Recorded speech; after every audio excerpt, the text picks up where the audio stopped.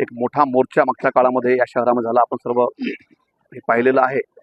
आणि परवाच माननीय मुख्यमंत्र्यांनी आरक्षणाला अनुसरून हायकोर्टाच्या रिटायर्ड न्यायाधीशाची एक समिती गठीत केलेली आहे. बंजारा समाजाला एसटीच्या प्रवर्गात आरक्षण मिळालं पाहिजे अशी मागणी बंजारा समाजाची होती. कारण एक वर्षभरापूर्वी जेव्हा राज्यामध्ये नवीन सरकार स्थापन झालं त्यानंतर मराठा समाजाला हैदराबाद गॅजेटच्या आधारावर त्यांनी ओबीसी आरक्षण दिलेलं आहे. आणि हैदराबाद स्टेटमध्ये बंजारा समाज हा एसटी प्रवर्गात येतो आणि याच आधारावर बंजारा समाजसुद्धा आरक्षण मिळालं पाहिजे अशी आमची मागणी आहे. याला अनुसरून एक मोठा मोर्चा मागच्या काळामध्ये या शहरामध्ये झाला. आपण सर्व हे पाहिलेलं आहे.